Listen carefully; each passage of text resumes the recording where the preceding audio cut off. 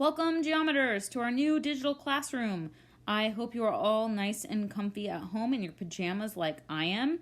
And yeah, so let's just jump right in so that this video can be as short as possible.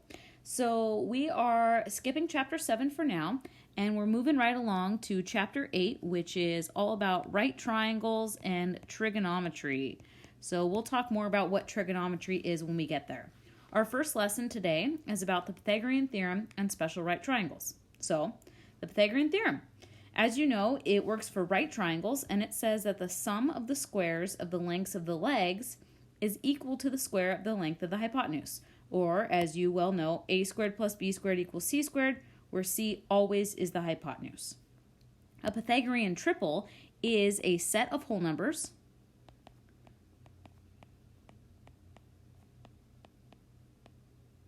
that satisfy the Pythagorean theorem.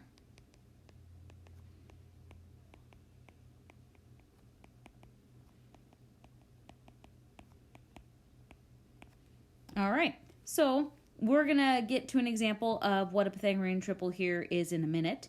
What I would like you to do is pause the video and try the examples A and B, and once you're done, press play again and see how you do.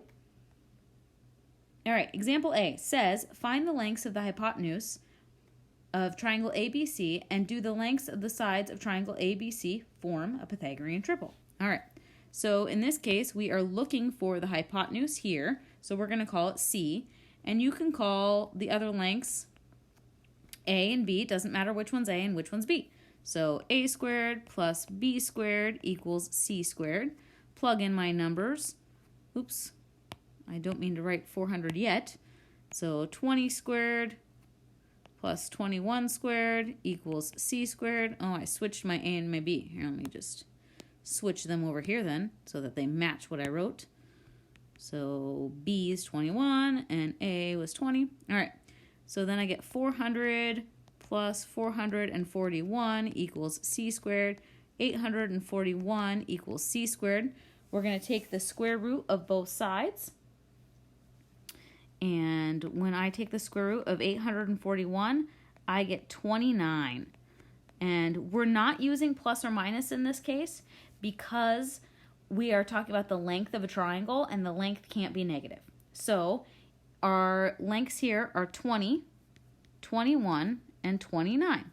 And these are three whole numbers that work for the Pythagorean theorem. So yes, it's a Pythagorean triple.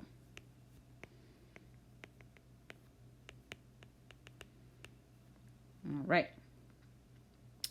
Example B says find the length of x and leave your answer in simplest radical form. So we're going to be talking about the simplest radical form a lot this chapter, and it might be hard if you haven't done it before, and I just want you to practice in your homework, and we'll continue to refine your skills, and let me know if you have questions on it, but I'll show you where to check your answer to make sure you're getting the concept right, and then we'll just practice the simplest form from there, okay? So in this example, we have to identify the legs and the hypotenuse, and we see that our legs are 8 and x, and the hypotenuse is 20. So I get 8 squared plus x squared equals 20 squared. 64 plus x squared equals 400. Subtract that 64 from both sides. I get x squared equals 336. Take the square root. I get x equals the square root of 336. Okay? So instead of plugging this into our calculator to get a decimal, what we're going to do is we're going to use simplest radical form. And my favorite way of doing simplest radical form is using a factor tree.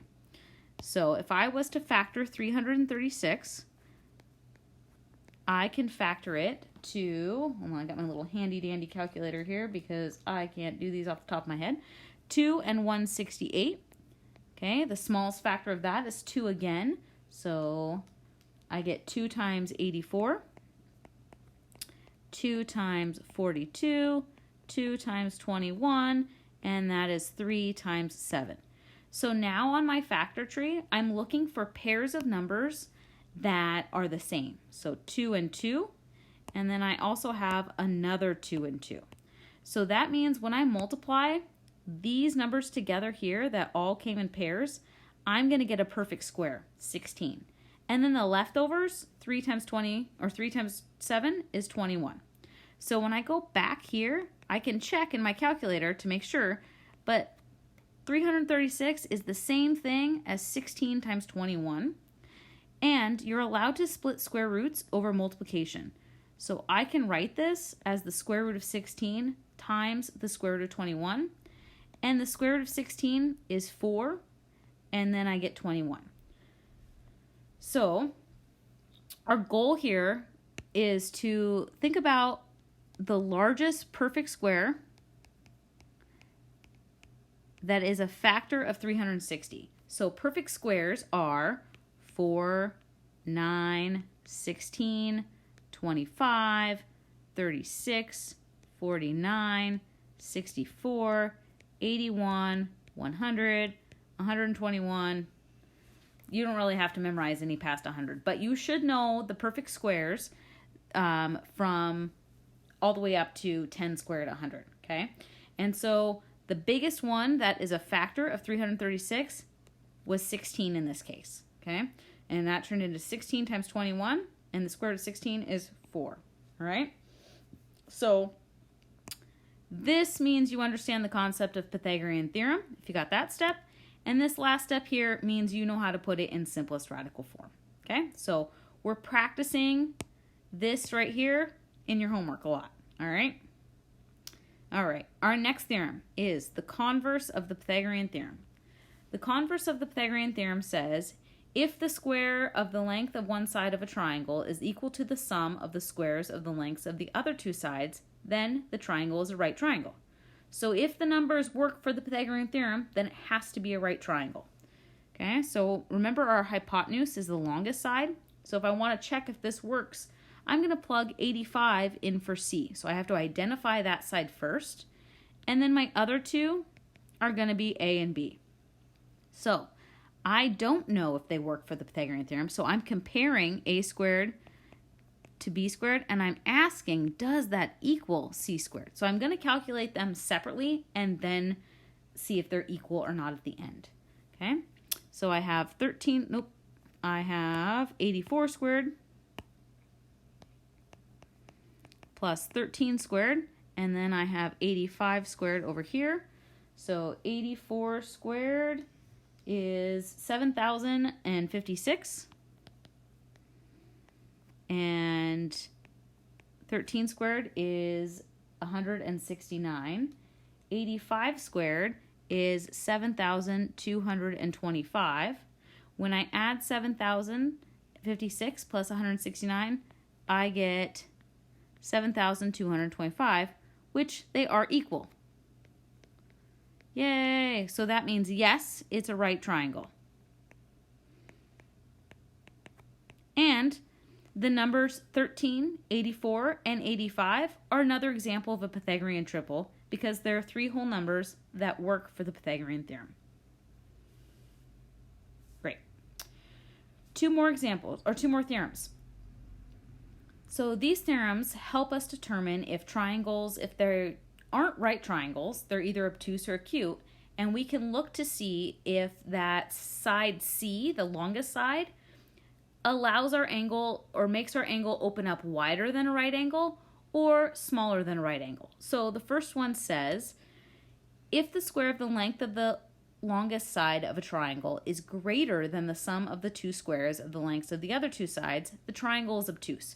So essentially it says if this side is too long, then this angle has to open up wider than 90 degrees. The next theorem says if the square of the length of the longest side of a triangle is less than the sum of the squares of the lengths of the other 2 sides, the triangle is acute. So if this side is too short, then this doesn't quite open up to 90 degrees. Okay, so let's look at our example. So once again, pause the video, try it on your own, and then hit play and see how you did. Example D. Classify the triangle whose side lengths are 6, 11, and 14 as acute, obtuse, or right. All right, so we're comparing 6, 11, and 14, and we need to identify what the longest side is. The longest side is 14, so that's our C. And then the other 2 sides we're going to call A and B. So a squared plus b squared, and we need to compare that to c squared. So we get 6 squared plus 11 squared. 36 plus 121 is 157. And c squared is 14 squared, which I don't know off the top of my head, but my handy dandy calculator tells me that's 196. Okay? So when I look at this, I get that c squared is bigger than a squared plus b squared, right? Because c squared was 196 and a squared plus b squared was 157. So if I look up here, that matches this theorem here, so it is obtuse. Okay. All right, next, we're going to talk about two types of special right triangles. The first special right triangle is a 45, 45, 90 degree triangle. So this is an isosceles right triangle. And what the theorem says is it says that in a 45, 45, 90, both legs are congruent and the length of the hypotenuse is square root of 2 times the length of a leg, because legs are the same length. So let's prove it. All right, so in my proof down here, I have a triangle with two 45-degree angles, and since those angles are congruent, I know my legs are congruent, and we're calling them x. And the other angle is 90 degrees. So our goal here is to find what is the length of y in terms of x. Well, it's a right triangle, so it fits the Pythagorean theorem. X squared plus x squared equals y squared. X squared plus x squared is 2x squared equals y squared. I'm going to take the square root of both sides, so I get 2x squared equals y. And once again, we want to put this bad boy in simplest radical form. So square root of 2 times square root of x squared equals y. And the square root of x squared is x, so I get square root of 2 times x equals y, which says the square root of 2 times x was the length of the leg, and y was the length of the hypotenuse, okay? Which is this same equation right here. Perfect. Yay! So here are 3 examples. What I would like you to do, go ahead, pause the video, try them, and press play. All right, this first example, I need to find the length of the hypotenuse, which is h, and the length of one of the legs is 9. So looking at my theorem here, my theorem says that the square root of 2 times the length of a leg equals the hypotenuse.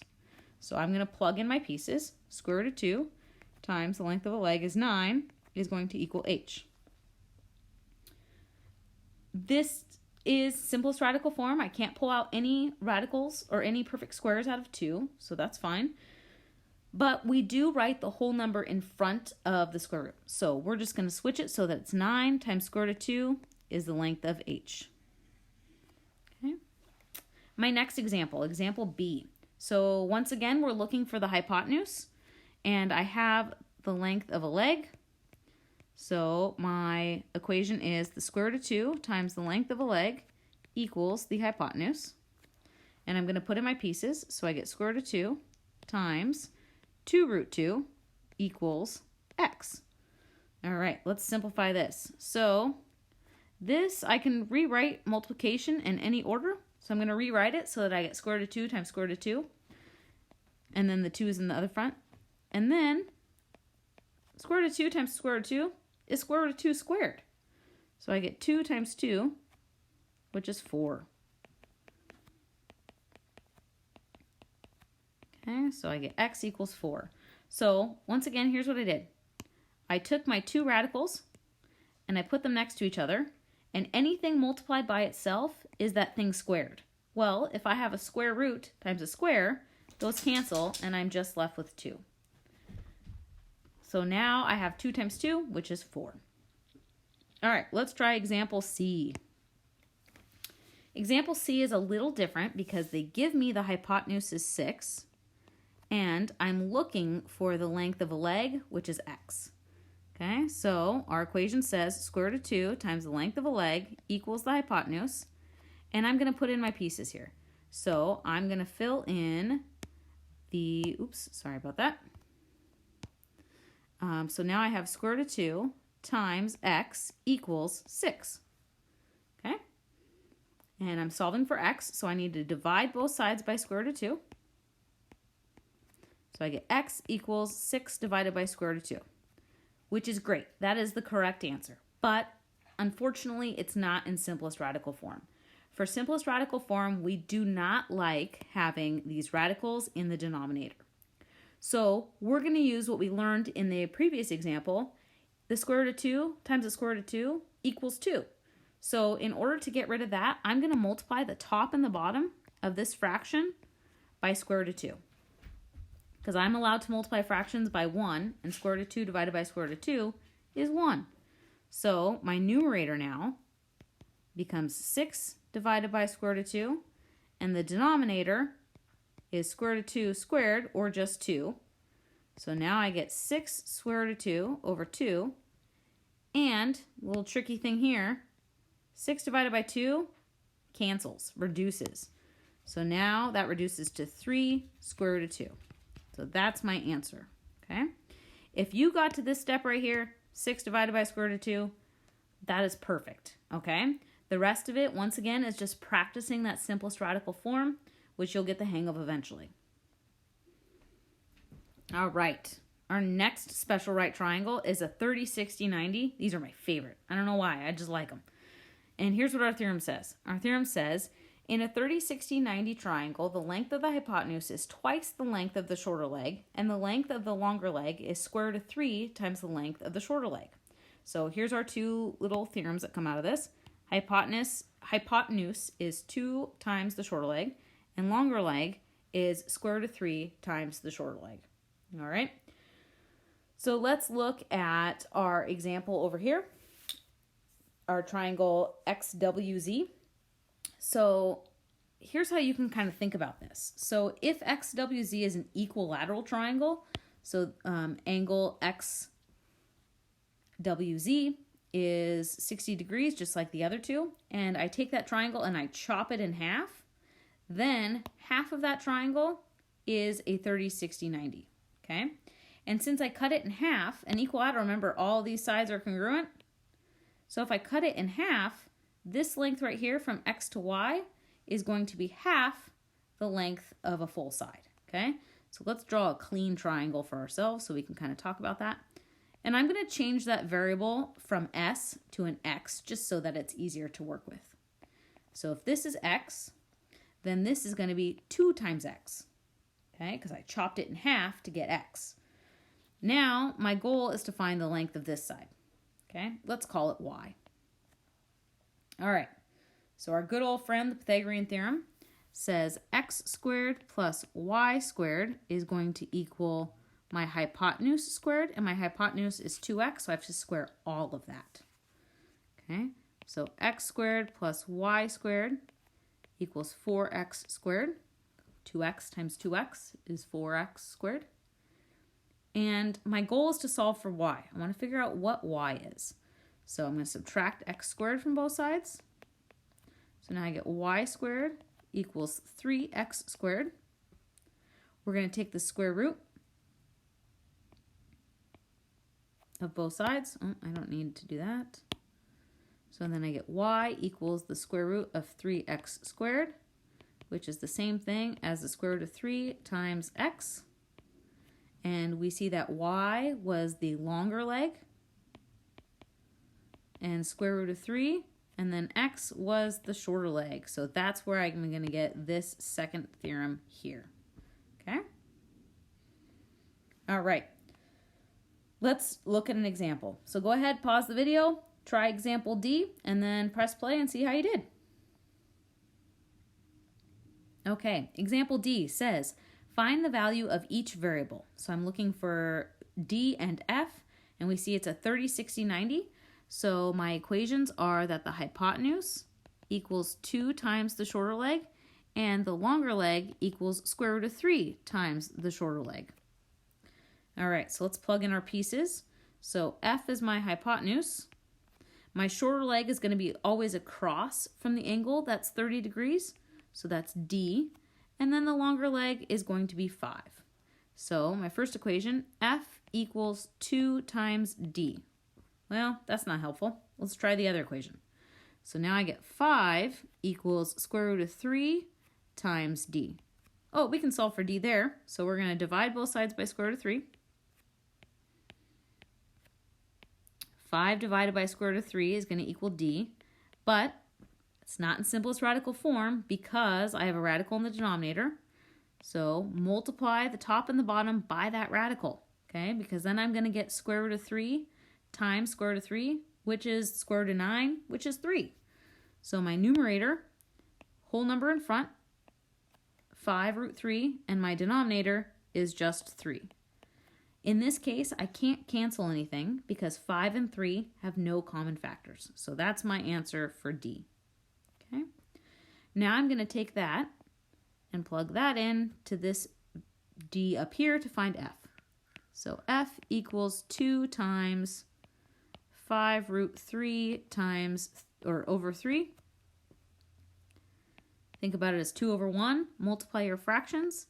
I get F is 10 times the square root of 3 over 3. Okay? This one's tricky because there's lots of radicals in here. Just keep practicing them and you'll learn. You'll get it. It takes a while. All right, let's try example E. The moose warning sign is an equilateral triangle. Great. And the height of the sign, so the height here is 1 meter. Find the length of each side of the triangle to the nearest tenth of a meter. All right, so if I find the height, I have a 30, 60, 90 triangle. So 60, 30, 90, and I have 1 meter here. So I know that this is going to be the long leg, the one that they gave me. So let's label this. So this is my long leg. My short leg is always across from 30 degrees, and then my hypotenuse is across from the 90-degree angle. So my equations. I have that the hypotenuse equals 2 times the short leg, and I have that the long leg equals square root of 3 times the short leg. All right. Well, we have the long leg, so we're going to go with this equation right here. So I have 1 equals square root of 3 times, well, let's call it x. And I'm going to divide both sides by square root of 3. And I get 1 over square root of 3 equals x, but I'm not allowed to have a radical in the denominator. So multiply top and the bottom by square root of 3. I get square root of 3 over 3 is going to equal x, but that's my short leg. And I don't want that. I want the length of the entire side. So the length of a side is going to be the hypotenuse. So then I'm going to get the hypotenuse equals 2 times the short leg, which is this value here. So I get 2 times square root of 3 over 3, or 2 root 3 over 3. And if I plug that into my handy dandy calculator, because it said to the nearest tenth of a meter, right? Let me see if I plug that in. I am going to get approximately 1.155, or to the nearest tenth, which is 1 decimal place, 1.2 meters. Okay, so that's the answer. All right. So if you go to Schoology, you will find the homework assignment titled Pythagorean Theorem and Special Right Triangles. Go ahead and start working on that. It will be due the next time our class is scheduled to meet. You're going to upload something to Schoology, so you can upload a PDF. If you scan it, you can take a picture on your phone and upload that. I am open as long as I can read it. I'm okay with however you want to submit your notes and your homework assignments, okay? So once you complete this, submit the notes for the attendance for today and start working on your homework. It will be due the next class period. If you have any questions, please email me. All right, thank you.